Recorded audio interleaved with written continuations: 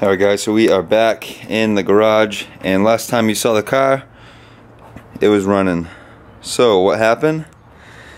Nothing. I got some more parts that came in, so I have a couple more things to do.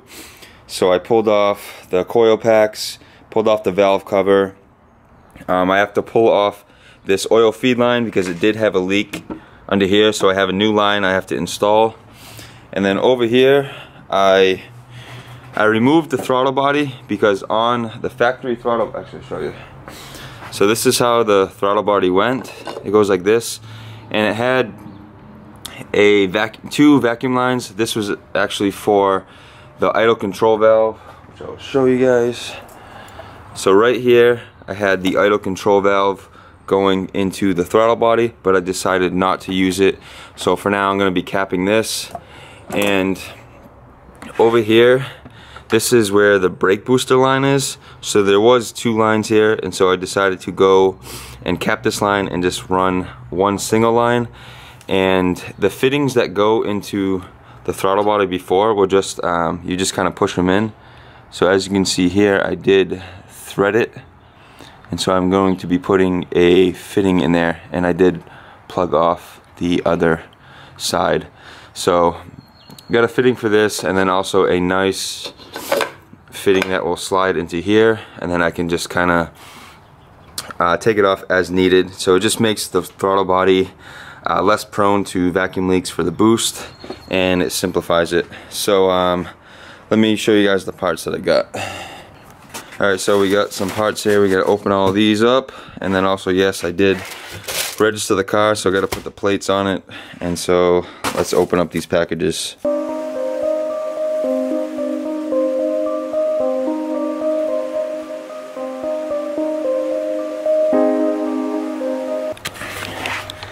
Alright guys, so here's what we got. We have the oil feed line, and so this is a -3AN line with a 90-degree fitting. Here's the fitting for the throttle body, and so this is gonna screw into the throttle body. This attaches to the line, and got some clamps here. And these are ARP head studs. So the factory head studs, they actually stretch if you boost the motor. So these will not stretch. These are very, very high quality bolts and studs. So yeah, these were like 220 bucks, I think, but it's well worth the investment, so you won't be blowing out head gaskets all the time, and if your tune is on point. Next we have a clutch. So this is a 6-puck sprung. I've used these clutches before. They hold up pretty well. My last BMW, the gold car, I did make 460 horsepower to the rear tire, and I did use one of these clutches. So yeah, it should hold up pretty decent. So alright, we got some work to do, so let's get to it.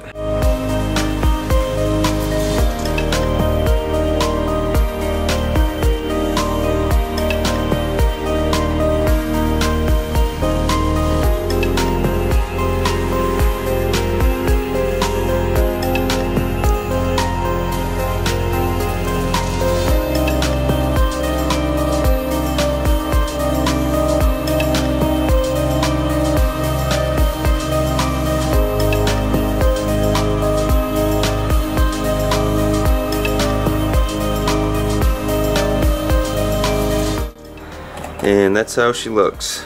So this is where the idle control valve went. Most likely I'm just gonna get a smaller plug for that. I just have it in there for now. But this side's all plugged up, and this is how the brake booster runs now. Nice clean one line. So you can see it better from this side. Yeah, there we go. Sweet. Alright, now let's take this oil line off.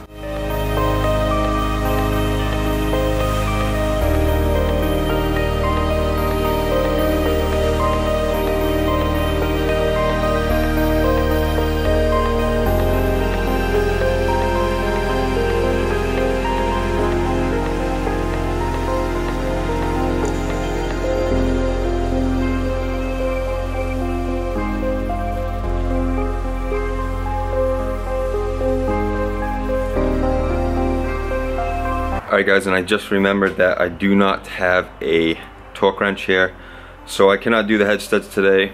But what I'm going to do is I'm going to put the valve cover back on, put the coil packs back on, and then just fire it up, check for some leaks, and should be ready to rock.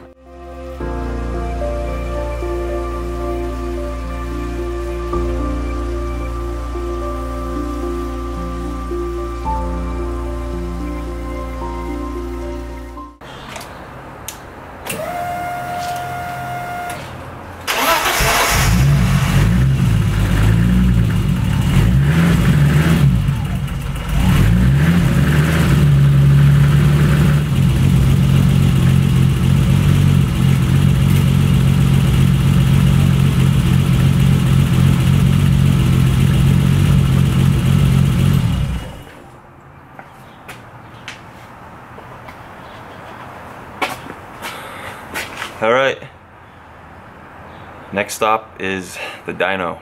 I know I said that in the last video, but yeah, I just have to get a torque wrench for the head studs, and I'm gonna wait for my cousin to help me out with the clutch because he has a lift at his house and I don't want to do the clutch here. So most likely I'm gonna try to get the car tuned, and just so I can just start driving it, and then we'll get the clutch in and probably the head studs, and then just throw down some power, see what she makes. Everyone's been asking me what am I shooting for. I'll probably run about 12 psi and make anywhere from 325 to 350 or something. We'll just kind of see where it goes, you know. All different factors come into play. So yeah, she's almost ready. So thanks again for watching, guys.